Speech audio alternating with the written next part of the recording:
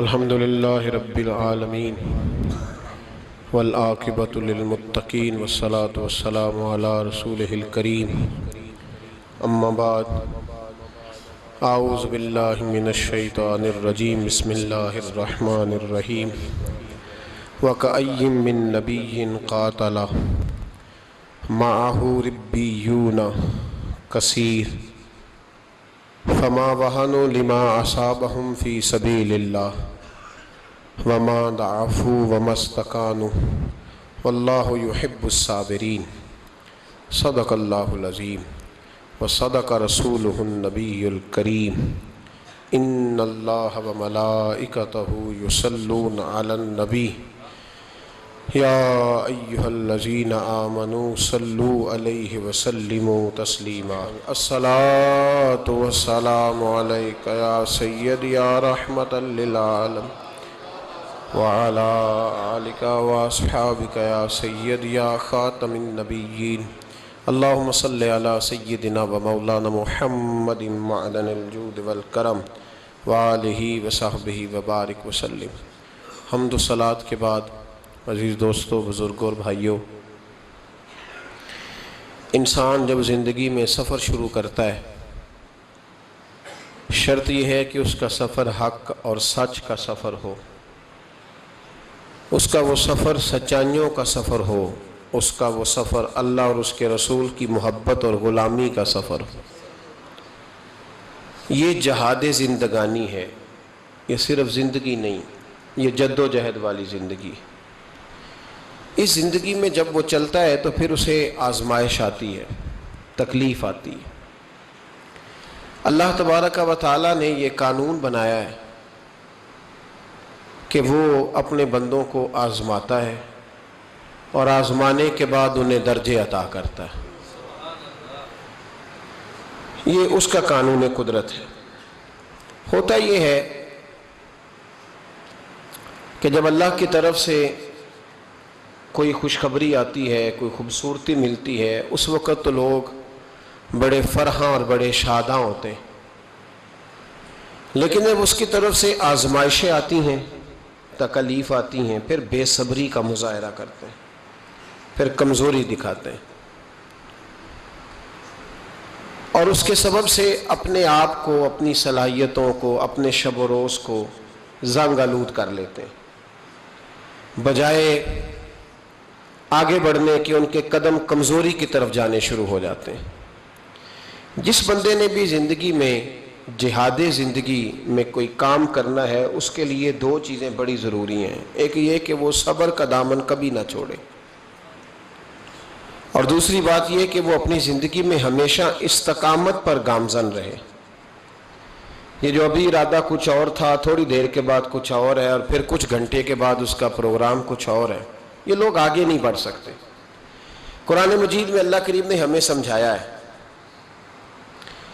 اور اس انداز میں سمجھایا ہے کہ پرانی ساری امتوں کے جتنے انبیاء کرام علیہم السلام گزرے ہیں، ان کا مجموعی ذکر کیا، اور صرف نبیوں کا نہیں، ان کے ایماندار امتیوں کا بھی ذکر فرمایا۔ اور ایک بڑے احسن پیرائے میں قرآن مجید سورہ آل عمران کی آیت نمبر 146 ہے۔ اس ایک آیت کریمہ نے، اگر مسلمان صاحب ایمان اس ایک آیت پر صحیح دل سے غور کرے تو یہ آیت اس کے اندر ولولہ پیدا کر دیتی ہے، جذبہ پیدا کر دیتی، اسے آگے بڑھنے کے لیے یہ ہتھیار کا کام دیتی ہے، سواری کا کام دیتی ہے، حوصلہ اتنا بڑھاتی ہے کہ بغیر سواری کے انسان سفر کرتا ہے۔ اللہ کریم نے فرمایا وَكَأَيٍّ مِّن نَبِيٍّ، فرمایا کتنے ہی انبیاء ایسے گزرے قاتل، جنہوں نے جہاد کیا، قتال کیا، مَعَهُ رِبِّيُّونَ کثیر، اور وہ اکیلے نہیں تھے، ان کے ساتھ کثیر تعداد میں اللہ والے اور بھی موجود تھے۔ مَعَهُ رِبِّيُّونَ کثیر، ان کے ساتھ اور بھی کثیر تعداد میں اللہ والے تھے۔ ہوا کیا؟ فرمایا فما وہنوا لما اصابهم فی سبیل اللہ، جب وہ اللہ کے رستے میں نکلے اور اس رستے میں انہیں کوئی مصیبت آئی تو اس مصیبت پر وہ سست نہیں ہوئے، اس مصیبت پر وہ آپ سست تو نہیں ہے نا اس وقت؟ ماشاءاللہ، چلے اللہ خیر فرمائے۔ اللہ کریم نے فرمایا اس رستے میں وہ سست نہیں ہوئی۔ مصیبت آئی لیکن وہ مصیبت انہیں سست نہیں کرتی، تو جب سست نہیں کرتی تو پھر کیا کرتی ہے؟ چست کرتی ہے۔ وہ جب مصیبتیں آئیں تو وہ اور توانا ہو گئے، اور آگے بڑھنے کا جذبہ ان کے اندر آیا۔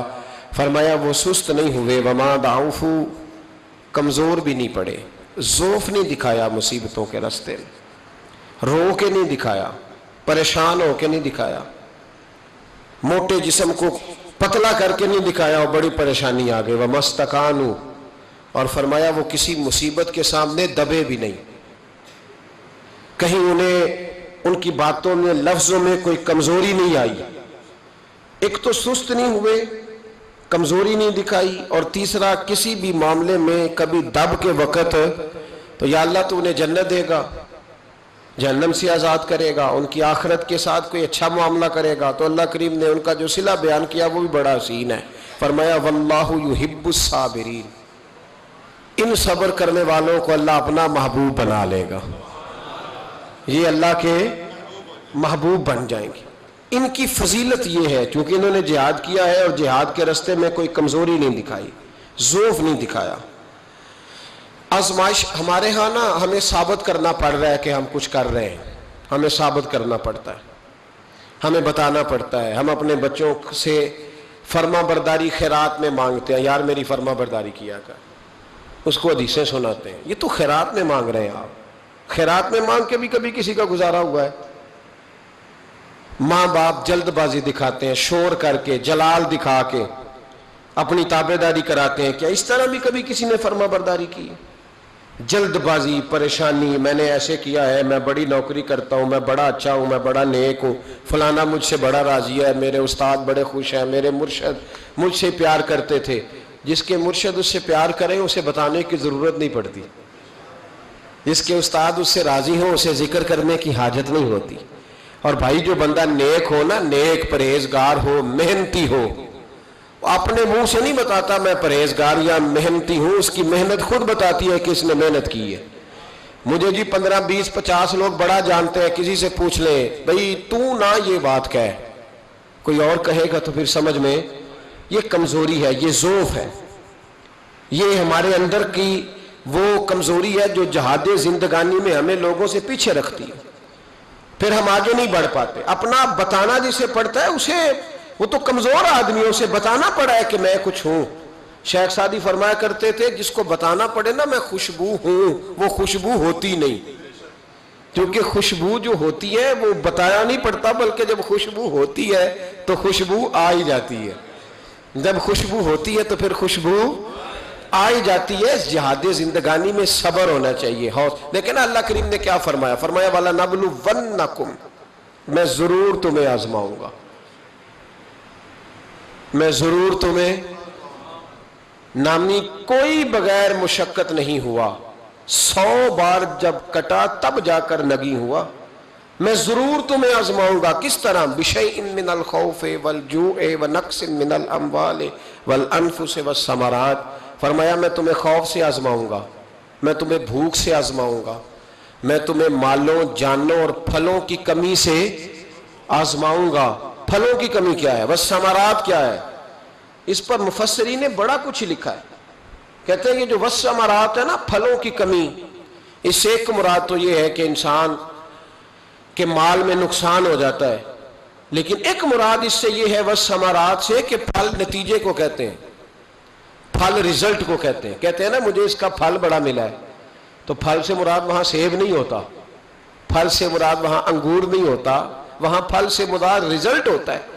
تو فرمایا والثمرات، میں تمہیں پھلوں کی کمی سے آزماؤں گا، یعنی تم بڑی محنت کرو گے، بالکل صحیح چلو گے، حق پہ ہوگے، لیکن نتیجہ تمہاری مرضی کا نہیں آئے گا، رزلٹ تمہاری کو نہیں سمجھ آئی آپ کو میری بات، رزلٹ تمہاری مرضی کا۔ والثمرات، میں اس رزلٹ سے تمہیں آزماؤں گا، محنت تم میری مرضی کی کرو گے، نتیجہ تمہاری مرضی کا نہیں، وہ بھی میری مرضی کا۔ رزلٹ بھی جنگ احد میں صحابہ کی جد و جہد میں کوئی شک نہیں تھا، پر نتیجہ اللہ کی مرضی کا نکلا، نتیجہ اللہ کی مرضی کا نکلا۔ میرے بھائی، میدان کربلا میں امام حسین کے ساتھ خدا تھا، اللہ کرے آپ کو سمجھ آئے میری بات کی. میدان کربلا میں تلواریں یزیدیوں کے ساتھ تھی، حکومت ان کے ساتھ تھی، سارا کچھ ان کے ساتھ تھا، پر رب امام حسین کے ساتھ تھا. اس لیے کہ اللہ کہتا ہے ان اللہ مع الصابرین، میں صبر کرنے والوں کے ساتھ. اللہ امام حسین کے ساتھ تھا، لیکن بظاہر نتیجہ شہادت میں نکلا. وہ ہمارے یہاں نا کچھ بیچارے دوست ہیں جو ہر وقت فرقہ واریت کو ہوا دیتے ہیں، خرابی کرتے ہیں، امت میں تفریق پیدا کرتے ہیں. میرے پاس ایک صاحب آئے، کہنے لگے جناب وہ حضرت علی مشکل کشا ہیں. میں نے کہا نہیں، نیرے مشکل کشا نہیں، حاجت روا بھی ہے. اس لیے کہ مولا کا معنی مددگار ہے. تو کہنے لگے پھر انہوں نے میدان کربلا میں حضرت امام حسین کی مدد کیوں نہیں کی؟ تو میں نے کہا تو یہ بتا کہ میدان کربلا میں اللہ نے ان کی مدد کیوں نہیں کی؟ اللہ نے کیوں نہیں مدد کی؟ اس سوال کا جواب دے. چپ کر گیا. وہ یہاں حضرت سلطان باؤ رحمۃ اللہ علیہ کے عرس پہ نا لوگ گاڑیوں میں جاتے ہیں. چلیں ہمیں بھی بعض طریقوں سے اختلاف ہے، لیکن جو اہل اللہ کی عقیدت میں جاتے ہیں وہ بڑے بہترین لوگ ہیں. تو وہ گاڑی جا رہی تھی، ایکسیڈنٹ ہو گیا، کچھ لوگ فوت ہو گئے، کچھ زخمی ہو گئے. تو ایک صاحب دوڑے دوڑے آئے، کہنے لگے جی وہ فلاں جگہ ایک مولوی صاحب کہہ رہے تھے کہ دیکھو جی پھر بابے نے بچایا کیوں نہیں. تو میں نے کہا میں ایک سال حج کرنے گیا تھا تو 750 آدمی فوت ہو گیا تھا، اللہ نے بچایا کیوں نہیں؟ وہاں گئے تھے، احرام باندھے تھے، فوت ہو گئے، اللہ نے بچایا کیوں نہیں؟ سمجھ آ رہی ہے میری بات کی؟ کیوں لوگ ایسی کمزور باتیں کرتے ہیں؟ بابا جی نے بچایا کیوں نہیں؟ او خدا کے بندے یاد رکھو اور سمجھو، میرے نبی پاک علیہ السلام نے فرمایا جو حج عمرے کے رستے میں فوت ہو جائے روزانہ اس کے لیے حج اور عمرے کا ثواب لکھا جائے گا. تو اگر اسے بچا لیا جاتا تو ثواب کیسے لکھا جاتا؟ یہ حکمت ہے. امام حسین صرف شہید نہیں، سید الشہداء ہے. خالی شہید نہیں، سید الشہداء ہے. تو بتاؤ نا بھلا اگر حضرت علی ان کی مدد کرتے، اللہ ان کی وہاں اس انداز میں مدد کرتا جو ہمارا خیال ہے، تو پھر یہ سید الشہداء کا درجہ انہیں کیسے ملتا؟ تو کمزوری، لوگ کمزور باتیں کرتے. یاد رکھو اعلیٰ درجات کے لیے اللہ آزماتا ہے، پھر اعلیٰ درجے دیتا ہے. فرمایا میں آزماؤں گا وَلَنَبْلُوَنَّكُمْ بِشَيْءٍ مِّنَ الْخَوْفِ وَالْجُوعِ وَنَقْصٍ مِّنَ الْأَمْوَالِ وَالْأَنفُسِ وَالثَّمَرَاتِ. تو جب لوگ اس میں کامیاب ہوں گے تو پھر کیا ملے گا؟ فرمایا وَبَشِّرِ الصَّابِرِينَ. خوشخبری میں بھی دے سکتا ہوں، خوشخبری میری طرف سے ہی ہے، پر میں خود نہیں دوں گا، میں اپنے محبوب سے کہوں گا محبوب تو انہیں خوشخبری دے دے. پھر محبوب کی زبان سے خوشخبری. جہاد زندگانی میں آزمائشوں کا مقابلہ کرنے کے لیے تیار رہیں. ہم تو جلد باز سے لوگ ہیں، جلدی سے. وہ کہتے ہیں جی میرے ابا جی نا وہ اب جلد باز ہیں، پنجابی کہتے ہیں کالے پہ جاندے نے. تو ابا جی جلد باز ہیں تو بچے نے نہیں جلد باز ہونا. بتائیں ابا بھی جلد باز اور بیٹا بھی، پھر کیا بنے گا روزانہ؟ بولے پھر گھر کے اندر سے روز چیخنے کی آوازیں آئیں گی. دونوں جلد باز ہو جائیں تو کیسے بات آگے چلے گی؟ میاں صاحب بھی جذباتی تو بیوی بھی جذباتی تو رزلٹ بھائی یہ کس طرح کی بات ہے کہ ابا جی بچے جی چھوٹا بچہ ہے جی اسے نہیں اب پتا، اسے نہیں پتا جی یہ جذباتی ہے، یہ جلد باز ہے. جوان ہو گیا کہتا گرم خون ہے جی اس لیے جلد باز ہے. بوڑھا ہو گیا اب اصحاب کمزور ہو گئے جلد باز ہے. تو سیانا کس عمر میں ہونا تھا؟ بولے سیانے ہونے کی کون سی عمر ہے؟ باشعور ہونے کی، ٹھنڈے ہونے کی.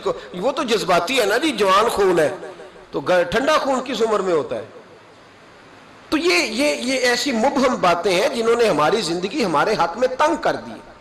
ہم نے اپنے چھوٹے سے جذباتی پن پہ کنٹرول نہیں کیا، رشتے توڑ دیے ہم نے. ذرا صبر نہیں ہوا، ذرا استقامت نہیں ہوئی، کوئی کام نہیں. جھوٹ کے سہارے زندہ رہے، دھوکے کے سہارے زندہ رہے، اپنے آپ کو بھی مصیبت میں رکھا، ساتھ والوں کو بھی مصیبت میں رکھا.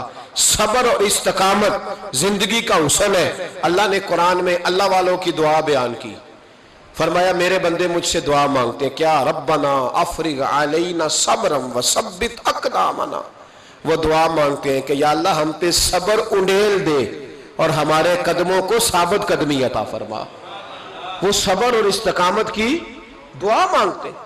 زندگی میں حوصلہ پیدا کریں، جدوجہد کا مزاج بنائیں، مشکلات سے ٹکرانے کا مزاج بنائیں، مشکلات سے لڑنے کا مزاج بنائیں. انسانوں سے نہیں لڑیں، مشکل وقت آئے تو اسے کاٹ جائیں. ہمارے ہاں غربت آتی ہے تو غربت سب سے پہلے جھگڑا لے کے آتی ہے. چاہیے تھا نا کہ گھر میں غربت آ گئی تو سارے لوگ دلیری سے اسے کاٹ جاتے، سارے ایک دوسرے کے خلاف ہیں، تیری وجہ سے ایسے ہوا ہے، تیری وجہ سے ایسے. بھئی یہ تو حوصلے کے ساتھ کاٹنے والا ٹائم، اسی کو جھگڑے کی نظر کر دیا. پھر ایک دوسرے سے پیار کب کرنا ہے، محبت کب کرنی ہے؟ اگر آپ نے بیوی کو پیسے دے کے ہی اور بچوں کو دولت دے کے ہی انہیں ہم نوا بنانا ہے، تو یہ تو آپ کسی غیر کو بھی دے دو تو وہ بھی نعرے لگانے لگ جاتا ہے. ان سے پھر دلچسپی کس بات کی ہوئی، ان کے ساتھ پھر پیار کس معاملے کا ہوا؟ میرے عزیزو، ہمت، حوصلہ، کتنے خوبصورت لفظ ہے حدیث پاک کے. آپ یقین کریں ہم اپنے نبی پاک کے ایک فرمان کو زندگی میں اپنے گرہ سے باندھ لیں تو وہی ہمارے لیے بڑا کافی ہے.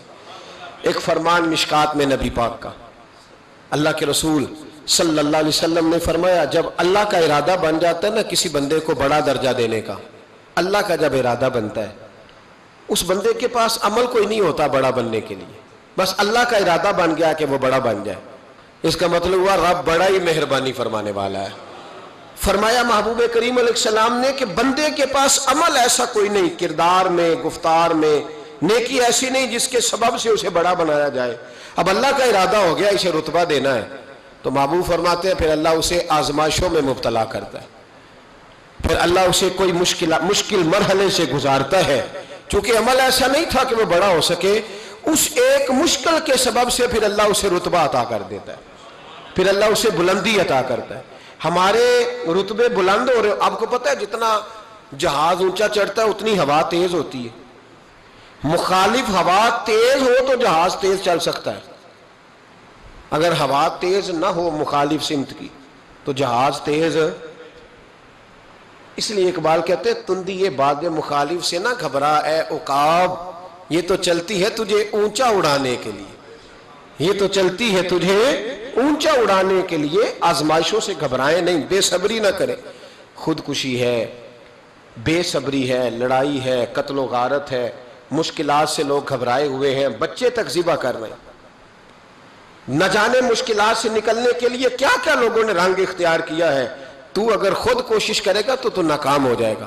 تو اپنے آپ کو اللہ رسول کے حوالے کر دے، تو ان کے سپرد کر دے. بڑی خوبصورت حدیث سنے میرے نبی پاک علیہ السلام فرمان. اس حدیث کو کہتے ہیں حدیث قدسی. حدیث قدسی وہ ہوتی ہے جو فرمان اللہ کا ہوتا ہے، بیان نبی پاک فرماتے ہیں. نبی کریم علیہ السلام فرمانے لگے کہ اللہ فرماتا ہے میں جب اپنے کسی بندے کو بیمار کرتا ہوں، میں جب اپنے کسی بندے کو بیمار کرتا ہوں تو فرمایا اس کی لوگ تیمارداری کرنے آتے ہیں، پوچھتے ہیں تیرا کیا حال ہے. تو نبی کریم فرمانے لگے اگر وہ لوگوں کے سامنے میری شکایت نہ کرے، میری شکایت نہ کرے اور میرا شکوہ نہ کرے. کچھ لوگ شکوہ کرتے ہیں نا، کہتے ہیں دیکھو جی مجھے بیمار کر دیا ہے، میں کتنا بیمار ہوں. فرمایا اگر وہ عیادت کرنے والوں کے سامنے میری شکایت نہ کرے تو میں اس کے خون سے بہتر خون اسے عطا کر دیتا ہوں اور اس کے گوشت سے بہتر گوشت اسے عطا کرتا ہوں. اور فرمایا جب وہ قیامت کے دن آئے گا تو میں اسے بغیر حساب کتاب جنت عطا کر دوں گا. دنیا میں شفا بھی کامل دوں گا، یعنی پچھلے خون سے بہتر خون ملے گا، پچھلے جسم سے بہتر جسم ملے گا. ہمارے ہاں شکایات کا دروازہ کھل جاتا ہے. دیکھو جی میں نے تو کوئی گناہ ہی نہیں کیا، میں کیسے بیمار ہو گیا، میں نے تو کوئی ظلم نہیں کیا، میں کیسے بیمار ہو گیا. او بھائی رب تیرے درجات بلند فرمانا چاہ رہا ہے، اللہ تبارک و تعالیٰ تجھے بلندیاں دینا چاہ رہا ہے اور تو یہاں کمزور پڑ گیا ہے. تمام انبیاء کرام کی زندگی میں آزمائش، تمام صحابہ کی زندگی میں آزمائش، اہل بیت سارے آزمائش سے گزرے، اولیاء اللہ سارے آزمائش سے گزرے. جو آدمی چاہتا ہے نا کہ میں بڑے سکون میں رہوں اور میں کوئی درجہ بھی پا جاؤں، یہ کام اتنا آسان ہے. ہم سارے محبوب بن کے جینا چاہتے ہیں. میں محبوب ہوں جی، میں لاڈلا ہوں جی، سارے لاڈلے، سارے لاڈلے. لاڈلا وہ نہیں ہوتا جو فرنٹ سیٹ پہ بیٹھا ہوتا ہے، لاڈلا وہ ہوتا ہے جو جھاڑو دے رہا ہوتا ہے. لاڈلا وہ ہوتا ہے جو لنگر کھانے میں تپ رہا ہوتا ہے، روٹیاں پکا رہا ہوتا ہے، وہ لاڈلا ہوتا ہے. جو اچھا دستار پہن کے اور اچھی ویسٹ کوٹ پا کے فرنٹ سیٹ پہ آتے ہیں نا، تصویریں جس کی زیادہ آتی ہیں، وہ لاڈلا اس لیے کہ وہ تو پکی پکائی پہ آیا ہے، پکی پکائی پہ آیا ہے. خواجہ باقی باللہ رحمت اللہ تعالیٰ علیہ کے دائیں بائیں بڑے لوگ رہتے تھے، لیکن باقی باللہ رحمت اللہ علیہ کچھ دینے لگے نا، جب تو اپنے باورچی کو بلایا روٹیاں پکانے والے، کہنے لگے میرا کچھ دینے کا پروگرام بن گیا، بتا تجھے کیا دوں. کس کو؟ بول کے بتائیں. کیسی یہ تو تھی خان سامنے کی جی باورچی کی، لیکن بھائی جو تیرے لیے دھوپ میں جلتا ہے اس کا بڑا درجہ ہوتا ہے۔ کہانیاں جو لوگ سناتے ہیں نا وہ کہانیوں والے رہ جاتے ہیں، جو درجات والے ہوتے ہیں وہ محنت کر رہے ہوتے ہیں، کسی کونے میں بیٹھے ہوتے ہیں، ان کی تصویریں اکثر نہیں آتی، ان کی تصویریں نہیں آتی جو کہ پیچھے ہوتے ہیں، وہ کام میں لگے ہوتے ہیں، ان کی فوٹو کیسے آئے گی؟ حضرت باقی باللہ باورچی کو بلا کے کہنے لگے تو نے ساری زندگی میرے لیے چولہے کے آگے گزار دی، لوگ روٹی کھاتے رہے، کہتے رہے جی میرے حضرت صاحب بڑے میرے اوپر مہربان ہے، میں گیا ہوں تو لنگر بڑا شاندار کھلایا ہے، لیکن تو ساری زندگی تندور پہ رہا، ساری گرمیاں تیرا پسینہ خشک نہیں ہو سکا، تجھے دینا ہے، تو بتا تو کیا لے گا؟ تو بڑا سیانہ تھا وہ باورچی، کہنے لگا بابا دولت کی تو ضرورت ہی کوئی نہیں، اس لیے کہ یہاں فقر اور فاقہ اور دولت کا جو میں نے رنگ دیکھا ہے وہ سمجھ گیا ہوں کہ اللہ کی نظر میں دولت کی ضرورت حاجت نہیں، کوئی قدر نہیں، یہ نہیں چاہیے۔ فرمایا کوئی عہدہ؟ کہنے لگا حضور اس سے بڑا بھی کوئی عہدہ ہوگا کہ آپ نے بلا کے سامنے بٹھا لیا ہے، چھوڑے۔ فرمایا چل کچھ تو کہنا۔ کہنے لگا بابا اگر کچھ کرنا ہی ہے تو مجھے اپنی طرح کا بنا دے، اپنی طرح کا بنا دو، چلو تو من شدی من تو شدم، اپنی طرح کا بناؤ، بات ختم ہو جائے۔ حضرت باقی باللہ کہنے لگے اٹھ، پھر اٹھ کے کھڑا ہوا، سینے سے لگایا، کہا مولا اس کی خواہش پوری کر دے۔ کہتے ہیں جب وہ پیچھے ہٹا نا تو سمجھ نہیں آتی تھی باورچی کون ہے اور باقی باللہ کون ہے۔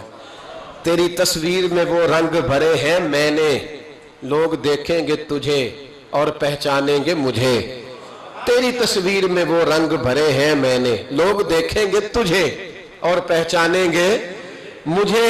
وہ لوگ آئے تو اب پہچاننے مشکل ہو گیا، یہ باقی باللہ ہیں یہ باقی باللہ ہے، یہ حضرت ہیں یہ حضرت ہے۔ تو حضرت باقی باللہ مسکرائے، اس سے باورچی سے کہنے لگے اب دنیا میں باقی باللہ تو ایک ہی رہ سکتا ہے نا، دو تو رہ نہیں سکتے، کیونکہ باقی باللہ اللہ نے پیدا ہی ایک کیا ہے، تو اب بن گئے ہیں دو، اب تو بتا تیرا کیا خیال ہے؟ کہنے لگا حضور میرا خیال اب کچھ بھی نہیں، میری خواہشہ پوری ہو گئی ہے، اب میرا خیال ہے اب میں تکمیل تک آ گیا ہوں، اب مزید اس سے آگے بھی کوئی خواہش کروں تو میری کمزوری ہے، اس سے آگے بھی کوئی خواہشیں ختم ہو گئی۔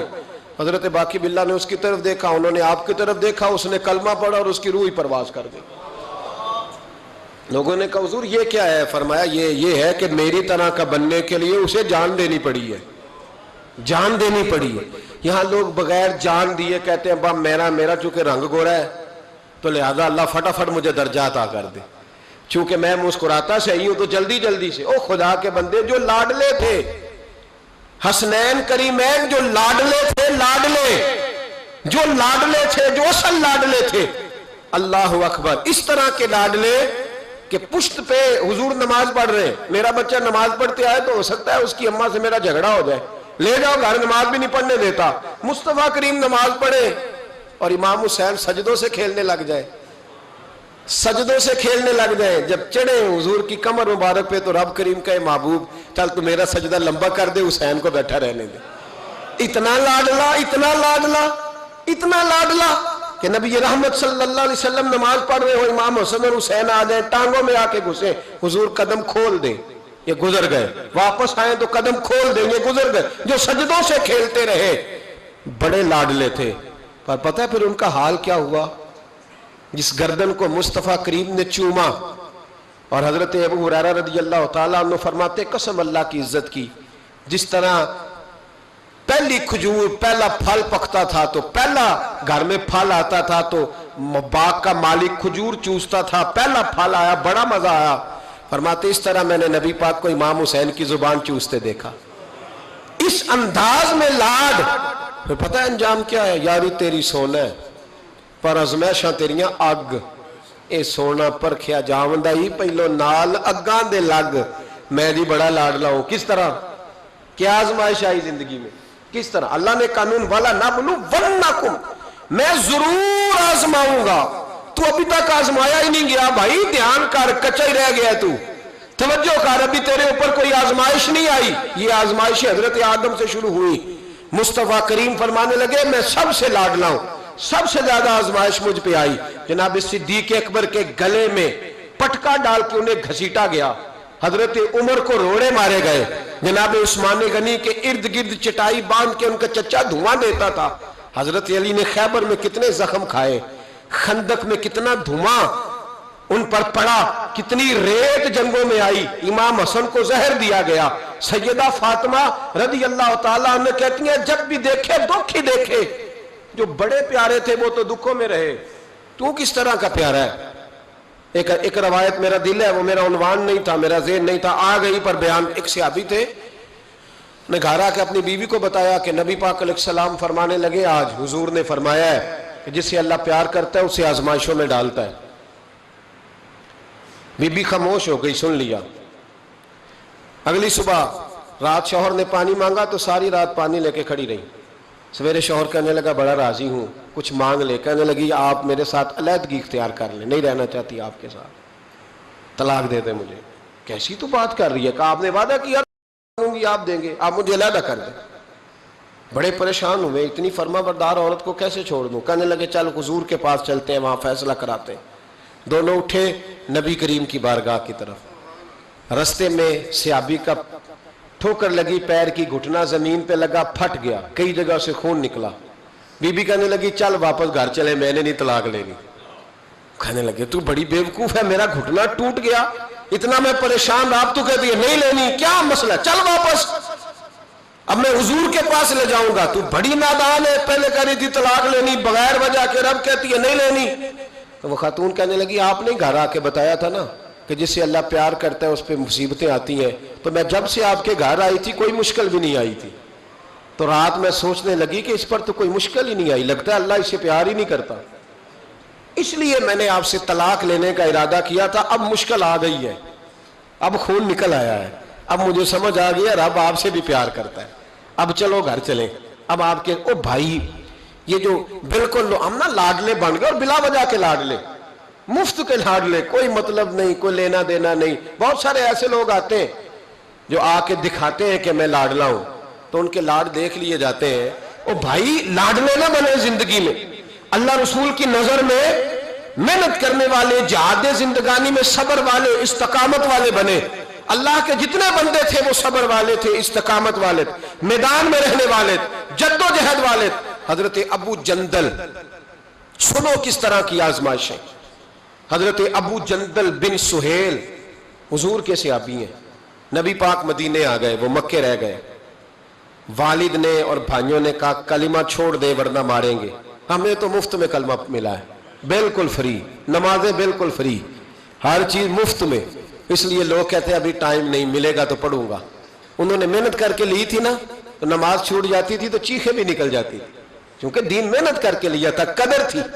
حضرت ابو جندل بن سہیل کلمہ پڑھا، والد نے کیا کیا، انہوں نے پکڑ کے باندھ دیا زنجیروں سے، اور آپ فرماتے ہیں کہ مجھے کہتے تھے چھوڑ، میں نہیں چھوڑتا تھا، میرے ہاتھ جب باندھ دیے تو میرا باپ اور میرے بھائی بندھے ہوئے ہاتھوں پہ ڈنڈے برساتے تھے، چھوڑے گا کہ نہیں کلمہ؟ آپ فرماتے میں نے کہا میں نہیں چھوڑوں گا۔ کہتے میرے کان میں کسی نے آ کے خبر دی کہ نبی پاک حدیبیہ تک آ گئے، 1500 صحابہ کو لے کے نبی پاک آ گئے عمرہ کرنے۔ فرماتے ہیں اب میں نے کہا میری بات بن گئی، میرے کریم پہنچ گئے، میرے وارث آ گئے، اب مسئلہ حل ہو گیا۔ ادھر نبی پاک صلی اللہ علیہ وسلم کے ساتھ صلح نامہ لکھ رہے ہیں کفار۔ اس صلح میں شرط طے ہو گئی کہ مکے سے اگر کوئی مسلمان مدینے جائے گا تو نبی پاک واپس کریں گے، رکھیں گے نہیں۔ وہ کہہ رہے ہیں کہ میں سمجھ گیا کہ حالات صحیح ہو گئے، یہاں حضور نے شرط طے کر لی کہ کوئی واپس آئے گا تو رکھیں گے نہیں۔ میرے حبیب کریم علیہ الصلوۃ والسلام جب یہ کہا نا شرط طے ہو گئی، تو جناب ابو جندل کہتے ہیں کسی طریقے سے میں گھر کی الماری توڑ کے باہر نکلا، زنجیریں نہ مجھ سے ٹوٹیں، زنجیروں سمیت میں آیا۔ حضرت علی شیر خدا کہتے ہیں وہ شخص دوڑتا آ رہا تھا تو جس رستے وہ آیا سارا وہ رستہ خون سے بھرا ہوا تھا۔ کہتے ہیں خون سے لتھڑے ہوئے حضرت ابو جندل پہنچے، آ کے حضور کے سامنے کھڑے ہوئے، اور جب ان کا چہرہ دیکھا تو محبوب کی آنکھوں میں آنسو آ گئے، ہاتھ بندھے ہوئے دکھائے، کہا محبوبہ یہ ہتھ کڑیاں دیکھو، یہ میرے پیروں میں زنجیریں دیکھو، زخم پہ زخم کھا کے جی، خون جگر کے گھونٹ پی، آہ نہ کر لبوں کو سی، یہ عشق ہے کوئی دل لگی نہیں، حضور یہ میرا حال ہے۔ آقا مجھے لے جائے ساتھ، میں غیروں کا کیا گلہ کروں، میرا تو ابا مجھے مارتا ہے، میرے بھائی مارتے ہیں، مہربانی کرے۔ حضور سید عالم علیہ السلام ابھی بات کرنے لگے تھے کہ ابو سفیان بولے، کہنے لگے آپ کی اور ہماری شرط طے ہو گئی ہے، آپ نہیں لے کے جا سکتے۔ صحابہ کہنے لگے ابھی تو دستخط نہیں ہوئے، معاملات تے کہنے لگا دی اگر آپ یہ شرط نہیں مانتے تو صلح کوئی نہیں۔ دیانتداری سے بتانا، دیانتداری سے۔ کوئی استاد یوں چھوڑ کے چلا جائے، کوئی مرشد یوں چھوڑ کے چلا جائے، کیا حالت ہوگی؟ لوگ بھاگ نہیں جاتے چھوڑ چھاڑ کے، چھوڑو جی اس نے میرے ساتھ پیار ہی نہیں کیا۔ یہاں تو آپ ایک ٹائم نہ کسی کو دے تو وہ ناراض ہو جاتا ہے، کہتا ہے میری مانی نہیں، چھٹی۔ حضرت ابو جندل رضی اللہ تعالیٰ عنہ، خون بہ رہا ہے، ہاتھوں میں بیڑیاں، زنجیریں۔ میرے کریم رسول علیہ السلام کہنے لگے ابو جندل ابھی تیری آزمائش ختم نہیں ہوئی، ابھی تو نے واپس جانا ہے، اس قید کو تھوڑا سا اور تو نے سہنا ہے، برداشت کرنا ہے، فکر نہ کرنا، جلدی تیری مشکل حل ہو جائے گی، فکر نہ کرنا۔ باپ ہنسنے لگا، ادھر دیکھو، گریبان سے پکڑ کے کھینچ کے کہنے لگا ان کے ساتھ جانا چاہ رہا تھا تو، یہ تجھے لینے آئیں گے؟ حضرت ابو جندل نے باپ کا چہرہ دیکھا، کہنے لگا ابا تو جو مرضی کہے، میرے رسول جو فیصلہ بھی کرتے حق اور سچ ہی کرتے، انہوں نے جو میرے حق میں بہتر سمجھا وہ میرے لیے۔ بات نہ کروں خواجہ غلام فرید کی، حضرت خواجہ کیا کہتے ہیں؟ کہتے ہیں اے تن میرا کنگی ہوئے، اے تن میرا کنگی ہو، میں زلف سجن دی واواں، پوش میرے دی جتی بن جائے، تے یار دی قدمی آواں، مارو مارو مینو مار مکا، مارو۔ ابا سے بھائی سے کہنے لگے مارو مارو مینو مار مکاؤ، میں کوئی عذر نہ پیش لے آواں تے جے سونا ہی میرے دکھ وچ راضی، جے او سونا ہی میرے دکھ وچ راضی تے میں سکھ نو چلے ڈاواں، آ یار فریدا کدی مل پہ سونا، انہوں رو رو حال سناواں۔ حضرت خواجہ یار محمد رحمت اللہ علیہ کہنے لگے کبھی وہ مل جائے اسے دکھڑا سناؤں گا۔ اور بڑے خوبصورت لفظ لکھے ہوئے راویوں نے، کہتے ہیں حضرت ابو جندل اپنے والد سے کہنے لگے اب اس طرح کر میری زنجیریں کھول دے، اب میری بیڑیاں کھول دے، اب میں بھاگوں گا نہیں، اس لیے کہ پہلے میں تیرا قیدی تھا، میں نبی پاک کے حکم کا قیدی ہوں، اب جب تک حکم نہیں آئے گا میں جانے نہیں لگا، تو کھول دے اور جتنا دل کرے ظلم کر، میں تو مجھے کہہ دے اس کمرے میں قید رہنے، میں نکلوں گا نہیں، اس لیے کہ اب میں مصطفیٰ کے محبوب کا قیدی ہوں، اب تھوڑی نکلوں گا۔ قید ہو گئے، تھوڑا ہی وقت گزرا کہ اللہ نے فتح مکہ عطا فرما دی۔ میرے محبوب جب گئے نا طواف کیا، حضرت ابو جندل کو لوگ جانتے ہی نہیں تھے کون ہے، پتہ ہی نہیں تھا، پر جب پیار ہوا نا، پیار ہوا تو حالات ہی بدل گئے، محبت ہوئی تو حالات بدل گئے، بالکل تبدیلی آ گئی۔ میرے محبوب نے حرم مکہ کے اندر کھڑے ہو کے اونٹنی پر بیٹھ کر کان میں بھی کہا، جو حضور ان کے محلے کو بھی جانتے تھے، گلی کو بھی جانتے تھے، باپ کو بھی جانتے تھے، چچا کو بھی کہہ سکتے تھے کسی کو جاؤ دوڑ کے فلانے کو بلا کے لاؤ، لیکن شانے دینا کوئی میرے نبی سے سیکھے، مرتبہ اور مقام دینے کا یہ اونٹنی پر بیٹھ کر سارے مجمع میں اعلان کر کے فرمایا جاؤ کوئی ابو جندل کو بلا کے لاؤ۔ زور سے حضرت ابو جندل کی عظمت واضح ہو گئی، وہ تشریف لائے، سامنے کھڑے ہوئے تو نبی کریم فرمانے لگے تجھے کہا تھا نا تیری مشکل تھوڑی رہ گئی ہے، تجھے کہا تھا نا تھوڑی رہ۔ حضرت ابو جندل فرمانے لگے وہ جو تکلیف حدیبیہ میں ہوئی تھی نا وہ مجھے دوبارہ کبھی یاد ہی نہیں آئی، لیکن یہ جو حضور نے میرے لیے حرم میں جملے کہے نا، فرماتے جب میں یاد کرتا ہوں تو مجھے یوں لگتا ہے میری روح پرواز کر رہی ہے، مجھے یوں لگتا ہے خدا کے عرش کے قریب سے ہو کیا۔ بھائیو جب مشکل آتی ہے صبر اور استقامت ہونا پھر انسان بڑے مرتبے پاتا ہے، پھر وہ آگے سفر۔ حضرت ابو سلمہ نام یاد رہے گا آپ کو، یہ سلمہ عربی میں جب پڑھیں گے نا تو لام پہ بھی زبر آئے گی، میم پہ بھی ایک خالی ہوگی تو سلمہ بنے گا، ہم اپنی زبان میں سلمہ بھی بول لیتے ہیں۔ حضرت سلمہ ابو سلمہ، ان کے گھر میں بیٹا پیدا ہوا تو بچے کا نام سلمہ رکھا، اور سلمہ کا معنی ہوتا ہے یہ سلامت رہے، تو بیٹے کا نام سلمہ رکھا انہوں نے۔ حضرت سلمہ اتنے پیارے تھے، خوبصورت تھے کہ باپ نے اپنا نام ہی چھوڑ دیا اور اپنے آپ کو ابو سلمہ کہلانا پسند کیا، بیٹے یہ کنیت مشہور ہو جاتی۔ ماں اتنا پیار کرنے لگی بیٹے سے کہ ماں کا نام ام سلمہ مشہور ہو گیا، اتنے پیارے بیٹے تھے کہ مکے کی عورتیں روز آتی، کوئی بی بی آ کہتی ذرا تھوڑی دیر بچہ دینا، میں گھر نہ لے جاؤں، ایک اور بی بی آ گئی تھوڑی دیر میں نہ کھلا لوں، بچیاں محلے کی عورتیں بڑا پیار کرتی۔ حضرت ابو سلمہ جب کفار مکہ سے تنگ آ گئے تو مدینے جانے کا ارادہ کیا، مدینے جانے کا۔ دکھ جب بہت زیادہ گھیر لینا بندے کو تو پھر مدینہ یاد آتا ہے، مدینے جانے کا جب ارادہ کیا نا تو میاں بیوی اور بیٹا ساتھ بیٹھے، جب گئے نا مدینے کی سرحد پہ تو جناب ام سلمہ کے میکے والے آ گئے، آ کے آنے لگے ابو سلمہ تو نے جانا ہے تو جا، ہماری بیٹی کوئی نہیں جائے گی، جا تو نے جانا ہے تو۔ بنو مغیرہ میں ان کی شادی ہوئی تھی، بنو مغیرہ کے سارے لوگ آ گئے، ہم نہیں جانے دیں گے، وہ جناب ام سلمہ کو لے گئے، ماں ادھر چلی گئی، پیچھے سے جناب ابو سلمہ کے بھائی، ان کے رشتہ دار، ان کے ماں باپ سارے آ گئے، کہنے لگے، ان کا والد کہنے لگا ابو سلمہ تو نے جانا ہے تو جا، یہ بچہ ہماری نسل ہے، میرا پوتا نہیں جائے گا، ان کو نہیں جانے دوں گا۔ رشتہ دار جمع ہو گئے، یہ نہیں جائے گا۔ حضرت ابو سلمہ بچہ اپنی طرف کھینچتے، ان کا قبیلہ اپنی طرف کھینچتا، اسی حالت میں بچے کا بازو اتر گیا، بچہ چیخے مار کے رونے لگا۔ ذرا سننا اور ذرا سوچنا، میں کہا کرتا ہوں جسمانی تکلیف سہی جاتی ہے، یہ جو ذہنی تکلیف ہوتی ہے نا، اذیت، یہ بڑی مشکل ہوتی ہے، لیکن صحابہ نے جہاد زندگانی میں ذہنی آزمائشوں کو سہا، تکالیف برداشت کی۔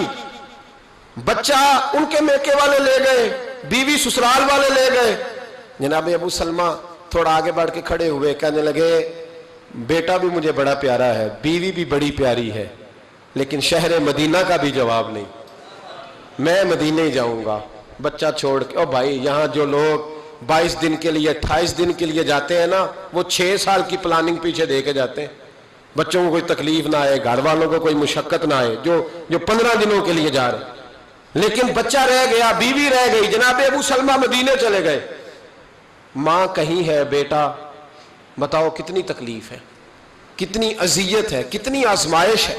حضرت ابو سلمہ مدینے چلے گئے، حضرت ام سلمہ سارا دن ایک پہاڑی پہ بیٹھی رہتی اور روتی رہتی، اور جو اس طرف سے آتا ان کے سسرال کی طرف سے، اس سے پوچھتی میرے بیٹے کا کیا حال ہے، روٹی ٹائم پہ کھاتا ہے، اس کا بازو ٹھیک ہو گیا۔ حضرت ابو سلمہ مدینہ منورہ میں پہاڑ پہ بیٹھے رہتے، جو لوگ مکے آتے پوچھتے میرے بیٹے کو دیکھا ہے کہیں گلی میں کھیلتے، ان کی ماں کا کیا حال تھا، کسی کو رحم نہیں آیا میری بیوی پر، ابھی بھی کسی کو خیال نہیں آیا، صبح شام میں روتے گزر گئی، 2 دن نہیں، 4 دن نہیں، 5 دن نہیں، پورا سال گزر گیا، پورا سال۔ یہاں مفت میں دین ملا ہے، مفت میں ہم مدارس میں کہتے ہیں مفت میں قرآن پڑھائیں گے، بچہ داخل کرا جاؤ، مفت میں حدیث سکھائیں گے، داخل کرا دو، کہتے ہیں نا بھائی مذہب کی بات، مذہب سے تو ہمارا سوتیلا رشتہ ہے، اگر بچہ اسکول میں نہیں چلے گا، کام نہیں سیکھے گا، پھر دیکھیں گے اس کو مولوی بنانا ہے کہ نہیں۔ ابھی آپ کہہ رہے ہیں یہ کیسے ہو سکتا ہے، سیکنڈ درجہ، دوسرا درجہ، تیسرا درجہ معاذ اللہ مذہب کو ملتا ہے۔ یہ لوگ تھے جو نفسیاتی طور پر مجبور ہو گئے، لیکن مذہب سے پہلا رشتہ، مذہب سے پہلا تعلق، پہلا ان کا سگا پن اپنے دین کے ساتھ۔ سال بیت گیا تو بنو مغیرہ کے سیانے لوگ جمع ہو کے جناب ام سلمہ کے باپ کے پاس گئے، کہنے لگے بس کر دے، تیری بیٹی کا رونا ہم سے نہیں دیکھا جاتا، چل بس کر، مہربانی کر۔ وہ کہنے لگا چلو ٹھیک ہے، تم کہتے ہو تو میں بیٹی کو جانے کی اجازت دے دیتا ہوں۔ وہی سارے لوگ پھر مل کے حضرت ابو سلمہ کے خاندان کے پاس گئے، کہا تمہیں اس بچے پہ رحم نہیں آتا، اس چھوٹے سے پھول پر کرم نہیں آتا، ماں زندہ ہے، باپ زندہ ہے، تم نے جدا کر دیا وہ بچہ۔ او بھائیو، ان لوگوں نے وہ والی قید صحیح ہے صحابہ نے جس کا ہم تصور بھی نہیں کر سکتے، لیکن صبر، استقامت، پہاڑ ثابت ہوئے۔ حضرت ابو سلمہ کے رشتہ دار بھی مان گئے۔ اب ام سلمہ اپنا بیٹا لے کے ایک جگہ جمع ہوئی تو ان کا ابا پوچھنے لگا بیٹی اب یہی رہو گی نا؟ تو حضرت ام سلمہ کہنے لگی ابا آپ کو ابھی بھی سمجھ نہیں آئی، جس مدینے کے لیے سال پورا تکلیفیں صحیح ہیں، اس کو چھوڑ کے میں یہاں رہوں گی؟ کا ایک گھوڑے کا بندوبست کر دو، مجھے اور میرے بیٹے کو گھوڑے پہ تم بٹھا دو اور مدینے میرا اللہ مجھے پہنچا دے گا، بٹھا دو میں پہنچ جاؤں گی۔ بھائیو اس انداز میں ان کی ملاقات ہوئی۔ زندگی میں صبر نہیں رہا، حوصلہ نہیں رہا، استقامت نہیں رہی۔ ہمارے کمزور لب و لہجے نے خودکشیوں کو ایجاد کیا، ہماری کمزور طبیعتوں نے فساد کو ایجاد کیا، ہمارے رشتے ہماری مرضی کے ہیں۔ وہ کسی شاعر نے کہا تھا تیری شرطوں پہ ہی اگر کرنا ہے تجھ کو قبول، یہ سہولت تو مجھے سارا جہاں دیتا ہے، میری مرضی پہ میرا چچا چلے تو میرا تعلق ہے، میری مرضی پہ میرا دوست چلے تو میرا تعلق ہے، اور اگر وہ اپنی مرضی کر جائے تو پھر میرا کوئی رشتہ۔ او بھائی یہ کیا رشتہ دار چلانے کا طریقہ ہوا؟ استقامت ہی نہیں، حوصلہ ہی نہیں، صبر ہی نہیں، اور جب بزرگوں میں نہیں تو بتائیں بوڑھوں میں۔ حضرت خباب بن ارت حضرت عمر کے پاس بیٹھے تھے، یہ واحد شخص ہے، ایک یہ اور ایک حضرت بلال، یہ دونوں جب آتے تھے تو حضرت عمر ممبر چھوڑ دیتے تھے۔ تو حضرت خباب کا اچانک چہرے سے، بخاری شریف میں موجود ہے، ان کے کمر سے نا کپڑا ہٹا تو اتنے موٹے موٹے داغ تھے۔ جناب عمر کہنے لگے یہ کیا ہوا؟ فرمانے لگے کچھ بھی نہیں، ایک دن ابو جہل، ابو لہب، عتبہ، عتیبہ، شیبہ سارے مل کے آئے، کہنے لگے کلمہ چھوڑتے ہو کہ نہیں؟ میں نے کہا چھوڑنے کے لیے پڑا تھا کوئی، یہ نہیں چھوٹتا، یہ بڑا عجیب نشہ ہے، یہ اترتا ہی نہیں۔ تو کہتے انہوں نے نا، مجھے نہیں پتا تھا، پہلے سے کہیں کسی حویلی میں کیکر کے کوئلے جلائے ہوئے تھے، کہتے مجھے لے گئے اور میرے کمر سے کپڑا کھینچ کے، یہ ہم سن لیتے ہیں نا، ذرا سوچو تو صحیح، یہاں تو گرمیوں میں روزے آ جاتے ہیں تو لوگ کہتے ہیں بڑے مشکل ہے، کوئی فتویٰ دو سردیوں میں چلے جائیں، روزہ رکھنا مشکل ہے۔ سوچو اندازے تک زندگی کیا ہے، کس طرح جہاد زندگانی میں صبر اور استقامت توڑ کے رکھا۔ کہتے کوئلے دہک رہے تھے، مجھے لے گئے، میرے وجود سے قمیض کھینچی اور مجھے کوئلوں پہ لٹا دیا۔ آپ فرماتے ہیں میرے سینے پر انہوں نے موٹے پتھر رکھ دیے، چربی پگھلی تو کوئلے بجھے، کوئلے بجھے۔ کہتے ام عمارہ میری مالکہ تھی، جس بیبی یہودی کے گھر میں کام کرتا تھا، کہتے ہیں وہ مجھے کہنے لگے اب تیرے کلمے کا کیا حال ہے؟ تو میں نے کہا میرے کمر کو درد ہوئی ہے، زبان کو نہیں ہوئی، کلمہ ابھی بھی جاری ہے، لا الہ الا اللہ محمد الرسول اللہ صلی اللہ ہو۔ ہمارے تو ایئرپورٹ پہ جب لوگوں کو پوچھتا ہے مذہب کیا ہے تو لوگوں کو شرم آتی ہے بتاتے ہوئے، شرم آتی۔ سیاستدان لیڈر وہ کہتے ہیں بڑا مشکل ہے جی، اس لیے تو پاکستان میں شلوار قمیض، اور وہاں ایئرپورٹوں پہ جاتے ہیں تو فوراً کپڑے بدل لیتے ہیں تاکہ کوئی اور ہی ہمیں سمجھ لے۔ یہ اہل اسلام کا طریقہ نہ بھائی، نہ اسلام ہماری روح ہے، اسلام ہمارا لباس ہے، رچے بسے اسلام میں مسلمان اچھے ہوتے ہیں۔ یہ کیا بات ہوئی، وہاں روپ اور ہے اور یہاں روپ، نبی پاک کے غلام کا روپ ہر جگہ وہی ہوتا ہے جو محمدی رنگ ہوتا ہے صلی اللہ علیہ وسلم۔ تو حضرت خباب کہتے ہیں میں جھاڑ کے اٹھ کے کھڑا ہو گیا، تو ابو لہب کہنے لگا آج نہیں یہ مانا، کل پھر سزا دیں گے۔ میری مالکن سے کہنے لگا کل کیا سزا دینی ہے؟ تو کہنے لگے چپ کر جاؤ، اب کوئی سزا نہیں دینی۔ کیا ہوا؟ کہنے لگے تمہیں نظر نہیں آیا وہ ہار کے نہیں جا رہا، وہ جیت کے جا رہا ہے، وہ کامیاب ہو کے جا رہا ہے۔ اتنے سخت تم نے سزائیں دی، اس نے ایک منٹ کے لیے بھی کمزوری نہیں دکھائی، جیت کے جا رہا ہے، ابھی بھی شرم نہیں آتی اور سزا دو گے؟ کہتے ہیں میں سمجھا تھا میں بڑی دلیری کر کے آیا ہوں، تو میں نبی کریم کی بارگاہ میں گیا، حضور کعبے کے ساتھ ٹیک لگا کے آرام کر رہے تھے، میں گیا تو حضور اٹھ کے بیٹھ گئے۔ میں نے کہا یا رسول اللہ، اللہ کی مدد کب آئے گی، فتح کب ہوگی، ان پر غلبہ کیا ہوگا؟ تو نبی کریم نے فرمایا تجھے کیا ہوا؟ میں نے کہا یا رسول اللہ میری کمر دیکھیں، آج انہوں نے مجھے بڑی سزا دی ہے۔ میں سمجھا حضور بڑی شاباشیں دیں گے، بڑی خوشخبریاں دیں گے۔ محبوب فرمانے لگے خبیب یہ تو کچھ بھی نہیں، یہ تو کچھ بھی نہیں، کچھ بھی نہیں۔ بخاری ہے، فرمایا تم سے پہلے جو امتیں آئیں ان کے تو وجود لوہے کی کنگھیوں سے سارے کاٹ دیے جاتے تھے، ان کو تو سر پہ آری رکھ کے 2 ٹکڑے کر دیا جاتا تھا، یہ تو کچھ بھی نہیں۔ حضرت خباب کہتے ہیں میں نے رومال رکھا تو میرے دل میں خیال آیا یا رسول اللہ اگر کچھ بھی نہیں نا تو پھر میں بڑے کچھ کے لیے بھی تیار ہوں، میں پھر تیار ہوں، آ جائے کافر، آئے میدان میں جس نے سزا دینی ہے۔ اسلام اپنی طاقت، یہ آج آپ کو پوری دنیا میں اسلام نظر آ رہا ہے، یہ لاڈلے لوگوں نے اگر اسلام پھیلایا ہوتا تو یہ حجروں میں ہوتا، اگر لاڈلوں نے پھیلایا ہوتا، یہ جد و جہد والے لوگوں نے پھیلایا ہے، اس لیے دنیا کے ہر ملک میں اذان پڑھی جاتی ہے، اس لیے کائنات کے ہر کونے میں قرآن کی تلاوت ہوتی۔ جد و جہد والے لوگ تھے، وہ ہماری طرح لاڈلے بن کے کونوں میں بیٹھے ہوتے تو دین کی یہ کیفیات نہ ہوتی۔ جد و جہد، صبر، استقامت، حوصلہ پیدا کرے زندگی میں، پھر سفر بڑے آسان ہو جائیں گے، پھر قدم آگے بڑھیں گے، پیچھے نہیں ہٹیں گے۔ اللہ سمجھنے کی توفیق دے۔ آخر دعوانا الحمدللہ۔